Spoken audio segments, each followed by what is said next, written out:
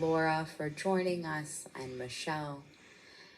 It's now my pleasure to invite, I can't even say invite up, because the other RK, the Rabbi Karol on the Bima, is on our Bima a lot. We're really blessed that this year our Shabbat Shuvah speaker grew up at B'nai Yehuda and has moved back to Kansas City and has gifted us with all of his talents. For the last year, he has just jumped in. I don't know that we can say that you actually retired, because he chanted Megillah for us here and was in the Purim spiel and chanted Megillah for the RA and took on leading Tish B'Av services for the RA and is on our Bima, I don't know, a few times a month at least, playing music, and has taught some Torah study classes and has filled in other ways and has really just shared himself and his neshama with his home community, the place that he grew up. And it's been a real gift to all of us. And now we invite him up officially, up from sitting on the Bima. Thank you.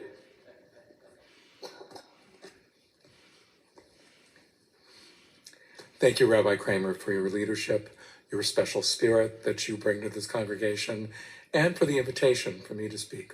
So I'm just going to tell you right now, I'm doing this in two parts.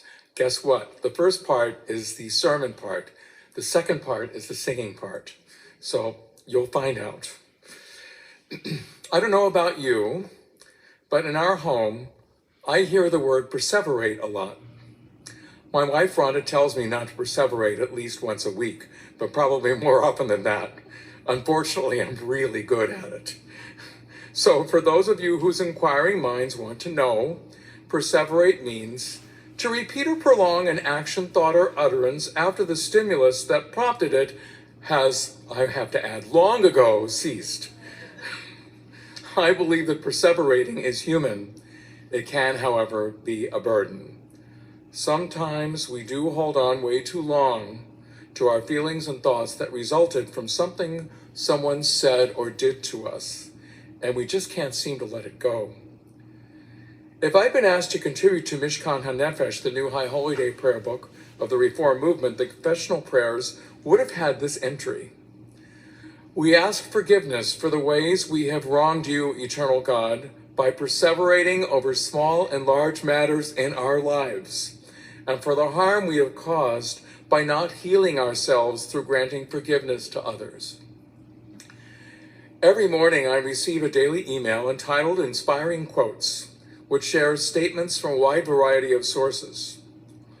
Paul Louis Bose, who owned a Dairy Queen franchise in Newton, Kansas for many years, began writing down some 60 years ago his own pearls of wisdom in a special notebook he always kept nearby. He was a regular contributor to Quote magazine in the 1960s. This insightful thought was one of his offerings from 1967. Forgiveness does not change the past, but it does enlarge the future. This explanation accompanied the quote in the email message. When we are hurt, forgiving the people at fault can be incredibly difficult. We're wired to keep defenses up to protect ourselves from more pain. But anger, resentment, and hatred are damaging emotions to hold on to, and a source of pain in themselves. Forgiving someone doesn't have to mean reconciliation. It doesn't change or condone the wrongs that were done. But it does help us let go of that negativity, to make room to heal and to move on. It enlarges the future, as Paul Bose wrote in 1967. He reminds us that forgiveness isn't an eraser. It's a blank page and a chance to write a happier future. When we recite the prayers of the High Holy Days, they are mostly stated in the plural. They say we, not I. We do need to begin the path to change within ourselves, but we are responsible as members of the community to help the people around us to be brave enough to enlarge their future so that we will all find benefit together. In the summer of 2008, I was studying one of the Torah readings that described the pillar of cloud and the pillar of fire that accompanied the Israelites along their journeys in the wilderness on the way to the promised land. When the pillar would lift, the people would move forward, and when it came down to rest, the people stayed in one place. I began to wonder if we in our own lives have a pillar of cloud by day and a pillar of fire by night that guides us. And if we do, what form does it take? Around that time in 2008, I had attended a session at a convention at which we discussed the themes of the High Holy Days: forgiveness, repentance, atonement, and change. We spoke about how we need to let go of the past in order to move forward, just as the Israelites forged ahead when the pillar of cloud and fire gave them the appropriate signal. I believe that we too have signals at our disposal, especially at this time of year, that can morally and spiritually set us on our way. The teachings of our tradition and the prayers of the High Holy Days can inspire us to offer mutual support to one another, to forgive, and to change. Rhonda once found this quote of all places on a Lipton tea bag, when they had quotes on the tea bags. Maybe they still do. Courage is the power to let go of the familiar. It is so easy not to change, and we do all too often hold on to the past in ways that probably don't serve our souls or our character very well. Granting forgiveness and addressing how we can grow as a result might be challenging and even difficult, but those pursuits can create renewed space in our souls. It takes courage to answer the call to leave the familiar surroundings of our comfort zone, the place where some interpersonal conflicts may remain unresolved. It is that movement, that leaving, that can open up for us the possibility to truly enlarge our future. From the intersection of these themes, the pillar of cloud and fire and the signs we receive during the High Holy Days, to step forward into personal positive growth, a song emerged for me during that summer of 2008. The long title is, "Why Do We Hold On to What We Should Leave Behind?" I wrote the lyrics in the form of a conversation with God. Perhaps it was a one-way conversation, but a conversation nevertheless, but also as a prayer. For me, these words send a strong message not to perseverate. For all of us, they can remind us to find in the wisdom of our prayers and our heritage the pillars of confidence we need to move forward, both individually and as a community. My first cousin, Eileen Donnell, who lived in Overland Park for the last 15 years, died in late August at the age of 94. Rhonda and I feel fortunate to have been able to visit with Eileen in person several times since our move to town last year, and to speak with her on the phone from time to time. One of the family's stories she told us teaches a crucial lesson about forgiveness, which is fitting for this Shabbat Shuvah, the Sabbath of return. My brother, Rabbi Steve Karol, included this anecdote in his book, Embracing the Supernatural in Judaism. Here's the story in Eileen's words, as told to me and to my brother. Sometime in the early 1960s, your mother and I had a falling out and did not speak for several months. I cannot remember the exact reason, but I think it might have been when Temple Beth El did not renew the rabbi's contract, and your parents left Beth El and joined Bnei Yehudah. That was in 1961. My family stayed at Beth El. After a while, I had a very vivid dream in which our grandmother Pearl, who had died in 1952, came to me and said that this ill will was very disturbing to her. The next day, I called your mother, and we resumed our close connection. I present this song, Why Do We Hold On, as a beacon for the year to come. Dreams that can lead to reconciliation, treasured teachings, and wise insights from many sources can serve as pillars of strength as we step forward on our own. And as we move ahead into this new year as one community, side by side, always together, we say,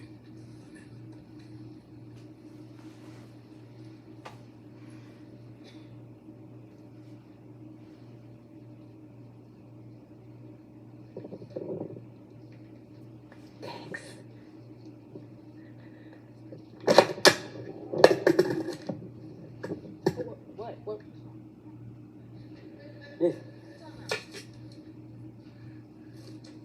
It's always something.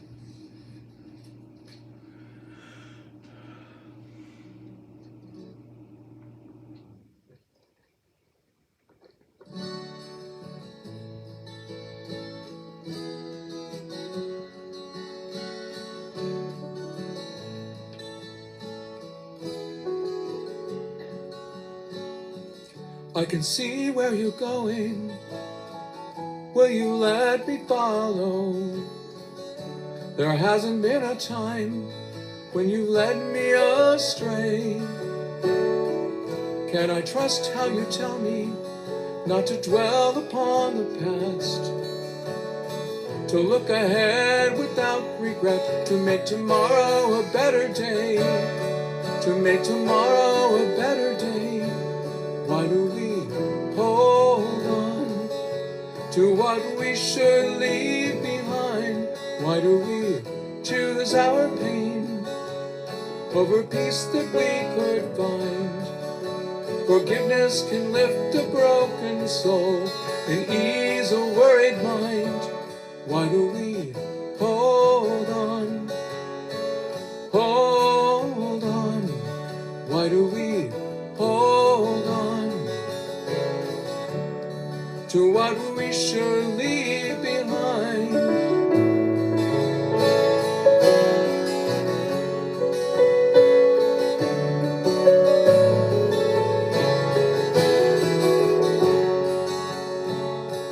There are signs all around us telling us to stay, to rest inside the goodness that guides us on our way.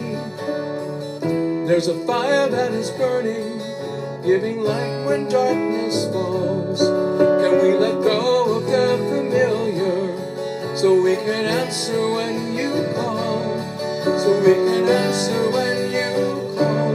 Why do we hold on to what we should leave behind? Why do we choose our pain over peace that we could find? Forgiveness can lift a broken soul and ease a worried mind. Why do we hold on? Hold on. Why do we hold on to what we should leave behind? We stand in confusion, not knowing where to turn. Point us in the right direction to live the lessons we have learned. To live the lessons we have learned. Why do we hold on to what we should leave behind? Why do we choose our pain over peace that we could find? Forgiveness can lift a broken soul and ease a worried mind. Why do we hold on? Hold on. Why do we hold on to what we should leave behind? Why do we hold on to what we should leave behind?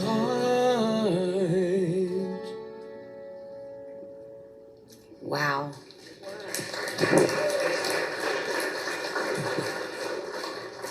Really, really beautiful.